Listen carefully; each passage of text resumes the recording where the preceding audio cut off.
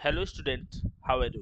Welcome to Saras Wisdom. और आज हम लोग डिस्कस कर रहे हैं early humans and beginning of civilisation. इसका पार्ट टू, क्योंकि पार्ट वन में हम लोग कवर किए बहुत सारे पॉइंट्स को, और पार्ट टू में जो रिमेनिंग पॉइंट्स है उसको और अच्छा से कवर करेंगे और कोशिश करेंगे कि हमसे एक भी क्वेश्चन न छूटे, क्योंकि सबको पता है बुक नया है तो थॉट्स नए रहेंगे, विचार नए रहेंगे और एक्सप्लेनेशन भी वैसे ही रहेगा। तो चलिए बिना किसी देरी का इसको खत्म करते हैं।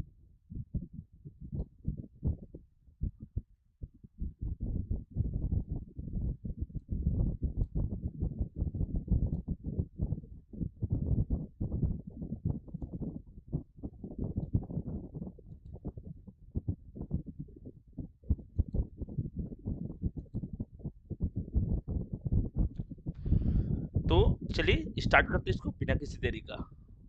देखिए, हम लोग पीरियड पढ़े हुए थे कि पैलेलिथिक पीरियड क्या होता है, मेसोलिथिक क्या होता है, न्यूलिथिक क्या होता है। और न्यूलिथिक पे एक क्वेश्चन बन रहा था कि न्यूलिथिक के लोग जो मतलब क्या कर रहे थे, ये पैलेलिथिक या मेसोलिथिक से कैसे डिफरेंट थे।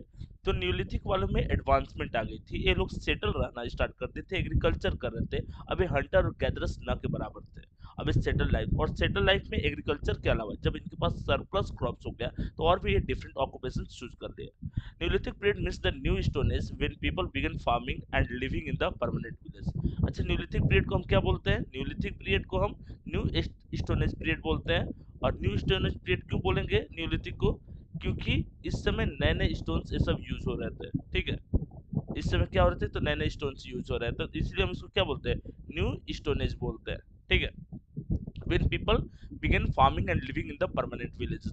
और लोग जो हैं अब हंटर और गैदरर्स वाला जो लाइफ था उसको छोड़ दिए थे और फार्मिंग कर रहे थे और परमानेंट विलेज में रह रहे थे। In the Indian subcontinent the start of agriculture showed regional variations and begin earlier in the north west. अच्छा, इंडिया में बहुत सारे ऐसा रीजन्स था जहां पर एग्रीकल्चर स्टार्ट हो चुका था।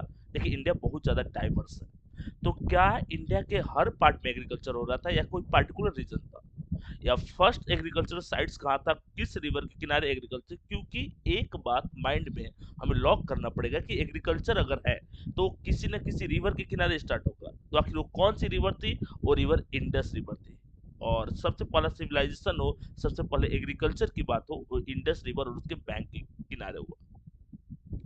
मेहरगढ़ ऑन द बोला कि Bolan reverse in present day Pakistan is the oldest Neolithic site in the subcontinent. इसमें वन मार्क क्वेश्चन, अभी हाल फिलहाल एक टेस्ट लिए हुए थे कोचिंग में, तो उसमें एक क्वेश्चन था कि एक न्यूलिथिक साइट बताओ जो कि एशिया का सबसे ओल्डेस्ट साइट में से एक हो। तो मेहरगढ़ है और पाकिस्तान में। और पाकिस्तान वाली चीजें हम इसमें क्यों इंक्लूड कर रहे हैं? क्योंकि 1947 से पहले Pakistan was also a part of India. Pakistan India का पार्ट था। It dates back about the 7000 BC and is considered one of the earliest agricultural villages in South Asia। याद रखोगे, बहुत ही ज्यादा फेमस क्वेश्चन है और बनता है क्वेश्चन इसमें कि एशिया का अर्लीस्ट एग्रीकल्चरल विलेज कौन सा है? तो मेहरगढ़ था, पाकिस्तान में अभी प्रेजेंट है। और किस रिवर के किनारे? बोलान रिवर के किनारे है। और ये न्यूलिथिक साइट्स है। और न्यूलिथिक साइट्स में मतलब न्यूलिथिक एज में क्या किया गया? तो न्यूलिथिक एज में एग्रीकल्चर किए गए। लोग हंटर और गैदर्स का लाइफ छोड़े और लोग एग्रीकल्चर करना स्टार्ट किए।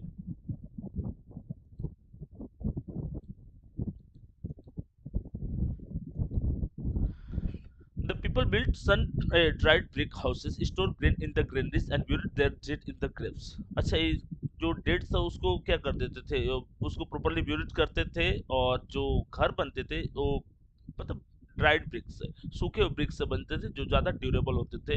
और store grains in the granaries, और पार्टिकुलर प्लेस होता था जहाँ पर ये स्टोर करके रखते थे ग्रेन्स को। यानी कि धीरे धीरे सिविलाइजेशन रहने का ढंग इन्हें आ गया था, ये बस एग्रीकल्चर नहीं कर रहे थे।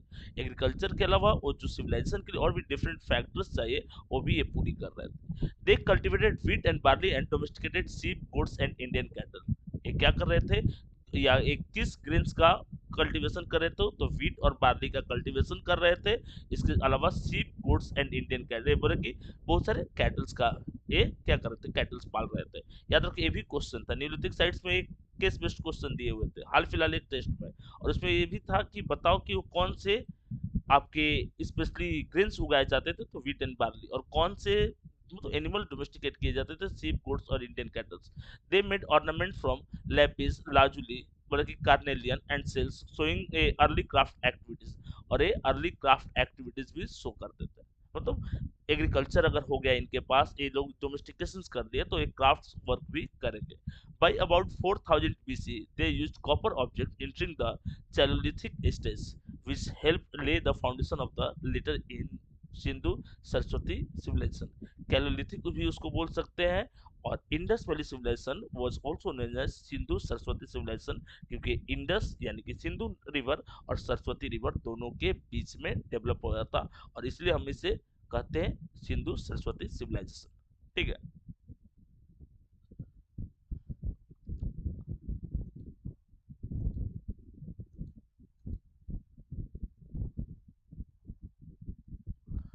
अब यहाँ पर एक और, मतलब एक और टर्म आ रहा है बालक की, टर्म क्या है यहाँ पर थोड़ा सा देखते हैं। बोला कि by 2500 BC most of the Indian subcontinent was occupied by neolithic agricultural communities. जो इंडिया का मैक्सिमम जो रीजन्स था वो न्यूलिथिक एग्रीकल्चरल कम्युनिटीज ने ऑक्युपाई किया था, मतलब agriculture was the main occupation on that time. Cattle sheep goat herding along with the cultivation of cereals, millets and pulses, जिसमें wheat और barley की बात किए थे, वो उगाए जाते थे। The Neolithic way of life sometimes interacting with the contemporary Paleolithic cultures in some part of the country। और कुछ मतलब कंट्री के डिफरेंट पार्ट में कैलोलिथिक कॉपर ये सब का भी यूज होना स्टार्ट हो गया था।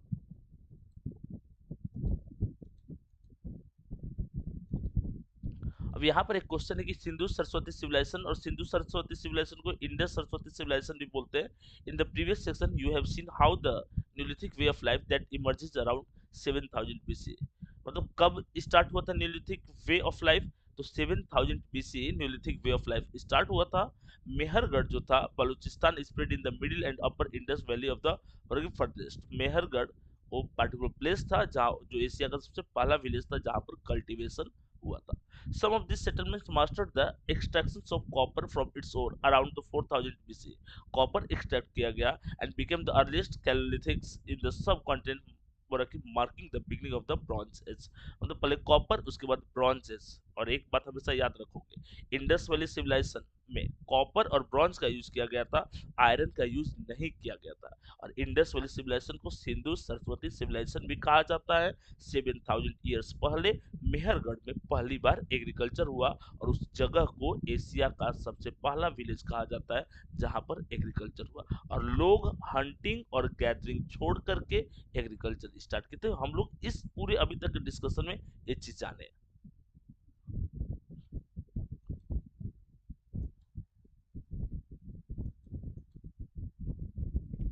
अब यहाँ पर टर्म है, in this section we will look at the early stage that led to the emergence of civilization by the 2600 BC।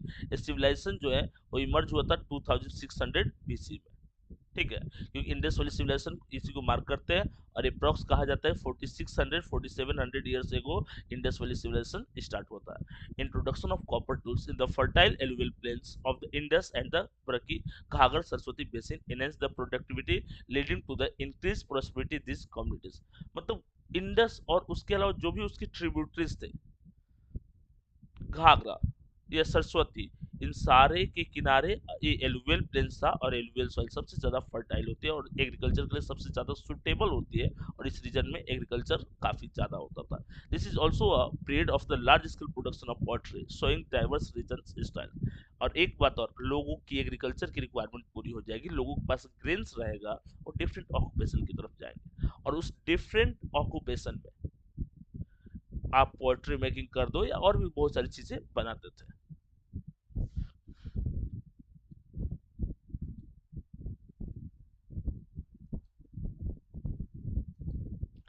Early Harappa culture became the clearly visible in the Paleolithic sites of Balochistan and the Indus and Gagar Saraswati basin from about 4000 BC onwards। ये तो हम लोग देखे हैं।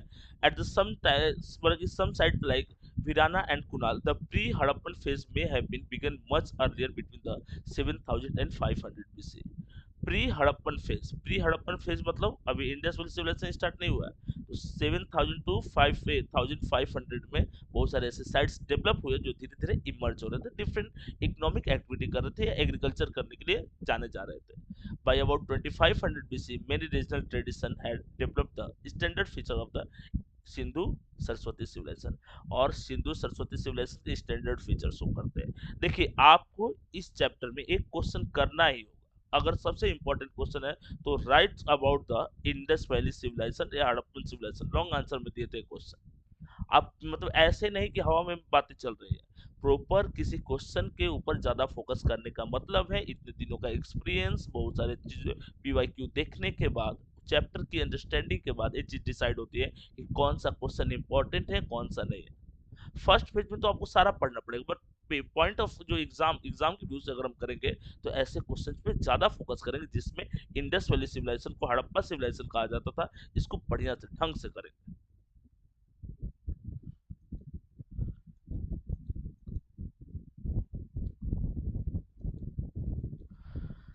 There was strong cultural continuity in pottery, semi-precious stone beads, shells, bangles, terracotta object and copper working। मतलब agriculture के अलावा pottery भी बनाते थे, उसके अलावा semi precious stone beads, shells bangle मतलब कि बैंगल्स, टेराकोटा ऑब्जेक्ट और कॉपर वर्किंग, ये सारी चीज करते थे। ठीक है। Some features like settlement walls, seals and even scripts probably begin in this stage। इसके अलावा मतलब सेटलमेंट वॉल्स बनते थे, सील्स बनते थे, even script probably begin in this stage, और इस स्टेज में और भी डिफरेंट एक्टिविटीज होती थी। The Harappa also had many craft beside farming. Farming के अलावा ये डिफरेंट क्राफ्ट एक्टिविटीज भी करते थे, specially pottery making, copper work, सिल वर्क और बीड मेकिंग। यस, जैसे इस टाइम पीरियड में और क्या होता था, तो इस टाइम पीरियड में आपके सिल्स होते थे। ठीक है। उस पे बहुत सारी आकृतियां ड्रॉ रहती थी जिसके थ्रू उस टाइम पीरियड के बारे में रूलिंग मतलब टाइम पीरियड के बारे में किस रिलीजन को प्रेफर करते थे, किस गॉड को मानते थे, ऐसे सिल्स में वो देखने को मिलता था। The Harappa also had many craft beside farming. Farming के अलावा और भी बहुत सारे काम करते थे, specially pottery, copper work, shell work और बीड मेकिंग। बल्कि graffiti on a poetry and simple seals, seals जिसको हम बोलते हैं, were also found at the sites like Harappa, Rehman, Dheri and Kuna. अच्छा, एक और बात, हड़प्पा वाले दूसरों के साथ ट्रेड भी करते थे, जैसे रोमन सिल्स यहाँ पर पाए गए, यहाँ हड़प्पन सिल्स रोम में पाए गए, रोमन रीजन में पाए गए, अरब वाले रीजन में पाए गए। तो सिल्स पाए जाने का क्या मतलब हो सकता है? सिल्स पाए जाने का सिंपल सा मतलब है कि हाँ, उस समय भी लोग एग्रीकल्चर करते थे, या लोग एग्रीकल्चर का ट्रेड करते थे, अपने यहाँ की प्रीशियस चीजें वहां भेजते थे, जैसे रोम भेजे या यूरोप भेजे, अरब वाले रीजन भेजे, और अरब की चीजें यहाँ भेजी जाती थी। तो ट्रेड बहुत पुराने, आज से 2500 साल पहले, आज से मतलब 2500 यानी आज से 5000 साल पहले अप्रॉक्स हम लोग ट्रेड करते थे, उस समय वेल ऑर्गेनाइज थे। हड़प्पा के बारे में एक और बात जानते हैं कि हड़प्पा में जो स्ट्रीट्स होती थी चौड़ी होती थी, उसमें पेव्ड होता था ब्रिक से, उसका ड्रेनेज सिस्टम अच्छा था, आपके पास अच्छे किचन होते थे, आपके पास वॉशरूम जैसे वो सेटलमेंट्स था। आज से 5000 साल पहले 2 to 3 4 फ्लोर बिल्डिंग्स होती थी आपके पास, वो ग्रेट बात था, बड़ा सा स्विमिंग पूल जिसको बोला गया है मोहनजोदाड़ो में, आपके पास बड़ी ग्रेनरीज थी। हड़प्पा और मोहनजोदाड़ो जैसा वर्ल्ड फेमस शहर था, मतलब दुनिया उसको रिकॉग्नाइज करती थी। हड़प्पा उस समय बहुत ज्यादा डेवलप था, अभी प्रेजेंट डे पाकिस्तान रिलाइज करता है। पाकिस्तान के अलावा इंडिया के राजस्थान, हरियाणा और गुजरात में ऐसे हड़प्पन साइट्स पाए जाते हैं, और इसके अलावा पाकिस्तान के बहुत सारी जगहों पे जो इंडिया के साथ बॉर्डर शेयर करते हैं, वो पार्ट ऑफ हड़प्पन सिविलाइजेशन।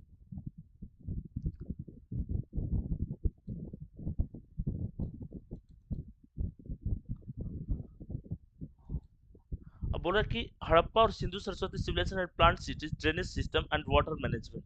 अभी आपको डिस्कस किया कि इनके पास प्लांट सिटीज था, वेल ड्रेनेज सिस्टम था, इसके अलावा वाटर मैनेजमेंट था, स्टैंडर्ड वेट्स था, मेजर्स थे, stone beads, seals and scripts थे, स्टोन बीड्स, सील्स और स्क्रिप्ट्स थे। It was contemporary with Bronze Age civilization like the Mesopotamia। ये Bronze Age civilization था, ब्रॉन्ज का यूज होता था। मेसोपोटामिया है, इजिप्टियन है, चाइनीज है और हड़प्पा। इस चैप्टर में हम लोग चार सिविलाइजेशन के बारे में पढ़े हैं, और चार सिविलाइजेशन मेसोपोटामियन सिविलाइजेशन है, इजिप्टियन सिविलाइजेशन है, चाइनीज सिविलाइजेशन है, हड़प्पन सिविलाइजेशन है, और इसमें ज्यादा फोकस हड़प्पन सिविलाइजेशन पे करेंगे। अपने कंट्री की बातें और तीनों पढ़ना है, अच्छा से पढ़ना है, बट सिर्फ फोकस थोड़ा सा हड़प्पन पे ज्यादा रहेगा। Four early world civilisation develop in the river plains. और ये चारों सिविलाइजेशन किसी न किसी रिवर के किनारे डेवलप हुआ था। बात अगर इजिप्टियन सिविलाइजेशन की करेंगे तो नाइल रिवर के किनारे डेवलप हुआ था। चाइनीज सिविलाइजेशन की करेंगे, वांग हो रिवर के किनारे डेवलप हुआ था। मेसोपोटामियन सिविलाइजेशन की बात करते हैं तो ये मेसोपोटामिया जो प्रेजेंट डे इराक और ईरान वाले रीजन में टिग्रिस और यूरोफ्रेट्स रिवर के किनारे डेवलप हुआ था। और Indus valley civilisation, Indus under bracket Sindhu नदी के किनारे डेवलप हुआ था। तो एक चीज, चारों सिविलाइजेशन चारों किस रिवर के किनारे डेवलप हुआ था उसको जान लेंगे। इजिप्टियन सिविलाइजेशन इजिप्ट में, चाइनीज सिविलाइजेशन चाइना में, मेसोपोटामिया इराक वाले रीजन में, और इंडस वैली सिविलाइजेशन जो है वो इंडिया और पाकिस्तान में। एकदम माइंड में क्लियर होना चाहिए, क्रिस्टल क्लियर होनी चाहिए बातें। Harappa in the Sindhu Saraswati basin, Mesopotamia near the Euphrates and Tigris, Egyptian along the Nile and Chinese is the Hwang Ho basin. वही जो अभी आपको बताए हैं वही सेम चीज, और ये बहुत ही ज्यादा इंपॉर्टेंट है। अगर आपके पास कॉपी है, जब भी आप वीडियो देखोगे तो कॉपी के साथ देखोगे, कॉपी में इसको प्रॉपर्ली नोट कर लोगे। ऐसे नोट्स में भी ऐड करके मैंने दिया है, बट जब भी वीडियो देखो तो बालक कभी भी पढ़ने का एक तरीका रखो। पढ़ने का तरीका मतलब कि पेन और कॉपी लेकर कोई भी चीज पढ़ें, कोई भी सब्जेक्ट पढ़े, पढ़ने का एक तरीका, उससे माइंड आपका चैनलाइज रहेगा और फोकस कर पाओगे ज्यादा से ज्यादा। Mesopotamia had close trade and contact with the Harappan civilisation. अभी डिस्कस करते हैं कि हड़प्पा वाले ट्रेड कर दूसरों के साथ ट्रेड करते थे, और उसमें मेसोपोटामिया है। इसके अलावा Harappan civilisation because of its nearby location, while there is a little direct evidence of contact with the Egypt and China. Egypt और चाइना के साथ भी इनका कनेक्शन था, बट ये मेसोपोटामिया ज्यादा नजदीक था, लैंड बाउंड्री शेयर करते थे, तो इनसे मेसोपोटामिया वालों से अच्छा ट्रेड रिलेशन था। किनका अच्छा ट्रेड रिलेशन था? हड़प्पा वालों का।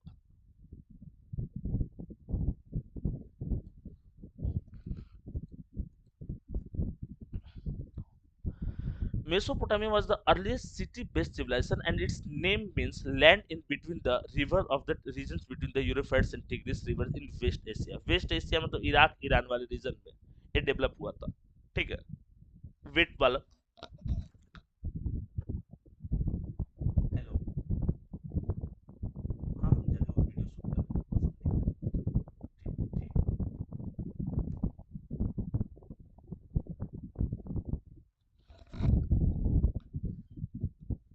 सॉरी बालक, इधर थोड़ा सा एक इम्पोर्टेंट वो कॉल था। Farming began there. There were very early and after copper tools appeared around the 4500 BC. 4500 BC में कॉपर टूल्स ये सब स्टार्ट हुआ। याद रखना इस बात को, आयरन नहीं, कॉपर और bronze. In modern times, Mesopotamia includes mainly Iraq and Kuwait, with the part of the Turkey and southwestern Iran and the nearby fertile crescents had high agricultural potential. याद रखोगे, मेसोपोटामिया इन चारों में सबसे oldest है। वहां पर agriculture भी अच्छा होता था, इसके अलावा ट्रेड रिलेशंस भी इसके अच्छे थे। Farming began there by very early and after copper tools appeared around 4500 BC. Agriculture, craft production, trade and spread of farming across the Euphrates and Tigris plains improve further. मतलब उन्होंने बहुत सारी चीजें दुनिया को सिखाई। उन्होंने मतलब वो एग्रीकल्चर के अलावा बहुत सारी चीजें, एग्रीकल्चर के अलावा इरिगेशन मेथड सिखाया उन्होंने, टूल्स कैसे बनाया जाता है, स्टोन कार्विंग क्या होता है, ये सारी बातें, लिखा कैसे जाता है, यूनिफॉर्म राइटिंग, सुमेरियंस वाले जो बताए थे। सिविलाइजेशन मतलब वो ढंग, जानवर से मतलब एक तरह के तो जानवर अनसिविलाइज थे, हम लोग जानवर थे, तो जानवर से आदमी बनने की प्रोसेस में जो सिविलाइजेशन के रिक्वायर्ड फैक्टर्स होता है, हम मेसोपोटामिया से सीखे।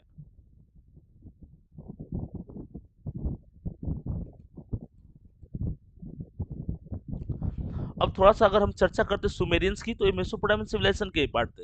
Sumerian civilization was the earliest city based civilization develop at the Ur and other cities in Sumers in southern Mesopotamia, Mesopotamia के साउदर्न पार्ट में, यानी कि जहां पर गल्फ ऑफ पर्शिया देखने को मिलता है, वहां पर उर वाले रीजन में सुमेरियंस मतलब डेवलप हुए।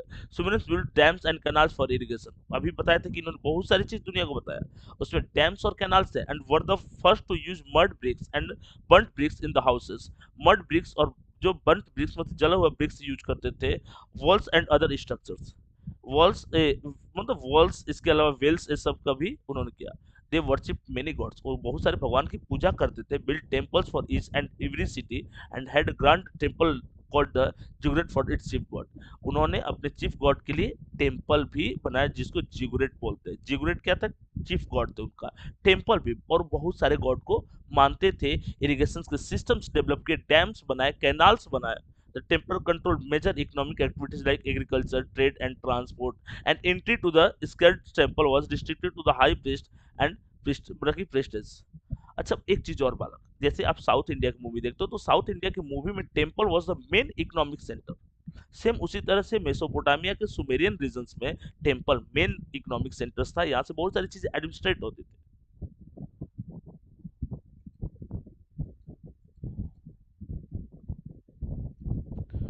और जिगुरेट्स के बारे में बात करें तो टावर लाइक वो है टेंपल जिसमें वो गॉड उनके होते हैं। A tower like step pyramid shape temple with the several floors above which the main temples was located, जहां पर मेन टेंपल लोकेट होता था। The top of ziggurat was a holy place, ziggurat मतलब temple, and the area around the ziggurat contain places and royal store houses, और royal store houses थे और content places थे, हर कोई एंट्री नहीं कर सकता था।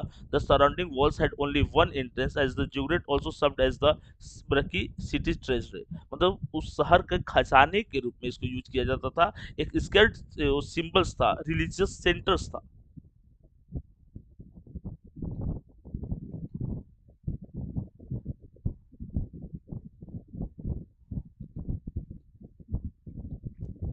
जैसे यूनिफॉर्म राइटिंग, स्टार्टिंग में वो जो आप स्लेट होता था उसमें कोई रीड पॉइंटेड चीज से लिखा जाता था, उसको यूनिफॉर्म राइटिंग बोलते हैं। Uniform is ancient writing system use in Mesopotamia. इसको कहाँ यूज करते थे हम लोग? मेसोपोटामिया में यूज करते थे। Made up of wedge shaped signs pressed into the clay tablet, wedge shaped signs से प्रेस करते थे किस चीज पे? क्ले टैबलेट्स पे। In simple school language cuneiform is equal to wedge shaped script. ये क्या होता था? वेज शेप्ड मतलब पॉइंटेड होता था script by the Sumerians and other ancient Mesopotamian people।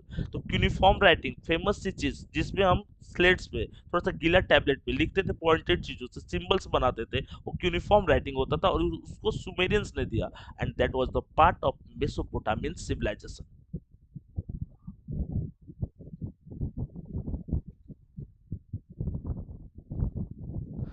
Sumerians were the first to start writing around 3300 BC, and their writing system was called the cuneiform। Sumerians जो writing system लिखते थे उसको cuneiform बोला गया है। Cuneiform was writing by pressing a vase-shaped styles into soft clay tablets, and the words come from the Latin cuneius meaning vase। Vase-shaped tablets मतलब एक tablet होता था, थोड़ा सा वो गीला टाइप का रहता था, सॉफ्ट रहता था, उस पर पॉइंटेड रीड से लिखते थे। क्यूनिफॉर्म राइटिंग को सुमेरियन सबसे पहले 3300 BC में लिखा। By 3000 BC, cuneiform was widely used across the Mesopotamia by different cities state, even though they spoke different languages। ये अलग-अलग लैंग्वेज भी बोलते थे। Cuneiform tablet tell us about the Mesopotamian life, including myths, epics, hymns, law, codes, education, records of farming and crafts। इस सारे चीज का वो रिकॉर्ड्स प्रॉपर्ली रखते थे।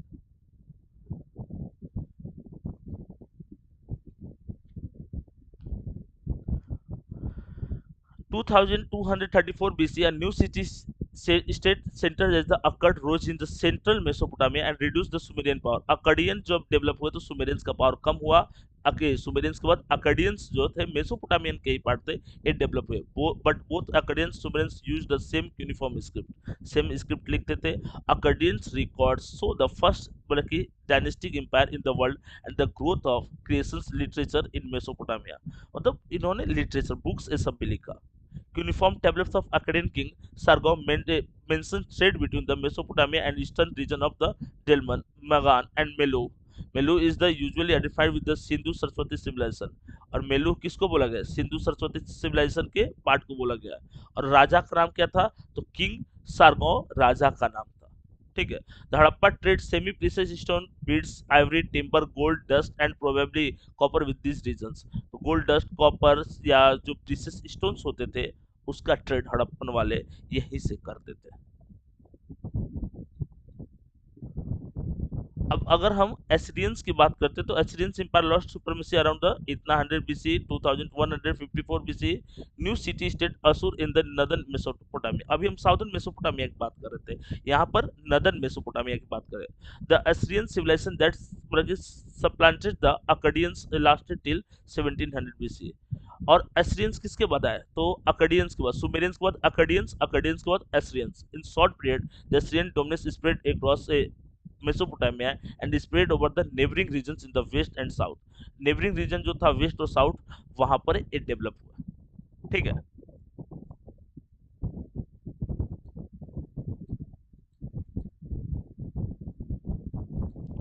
The Babylonia became dominant in central Mesopotamia from about 1900 BC. Babylonia जो था central Mesopotamia regions में develop हुआ, while the Assyrians were powerful in the north.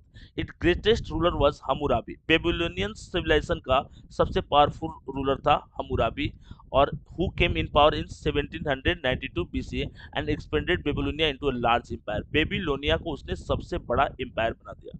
Hammurabi most important contribution was Code of Hammurabi sets of rule.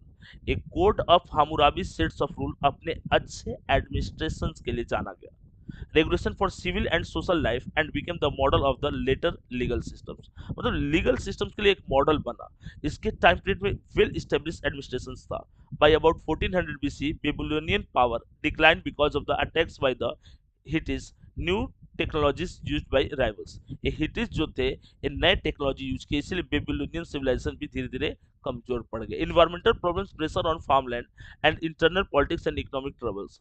मतलब इसके कारण आपका economic troubles हुआ, farmland damage हुआ, एग्रीकल्चर डैमेज हुआ, इरिगेशन के सिस्टम डैमेज हुए, और ये मेजर प्रॉब्लम हुआ।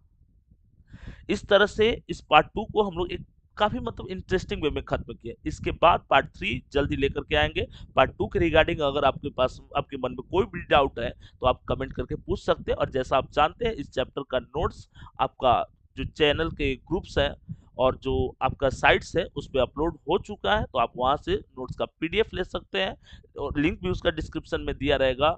इसके अलावा आप टेलीग्राम के में हमसे जुड़ करके, हमारी टीम से जुड़ करके 24/7 सर्विसेज प्रोवाइड करते हैं। आप अपने एकेडमिक एजुकेशन को बेहतरीन बना सकते हैं, और सबसे अच्छी बात, फ्री ऑफ कॉस्ट सारी चीजें आपके लिए सदैव मैं, हमारी टीम अवेलेबल है।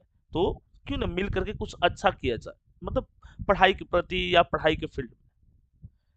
चलिए, और कुछ कुछ चेंजेस आपके लिए लेकर के आते रहेंगे। मिलते हैं नेक्स्ट वीडियो में, तब तक के लिए धन्यवाद।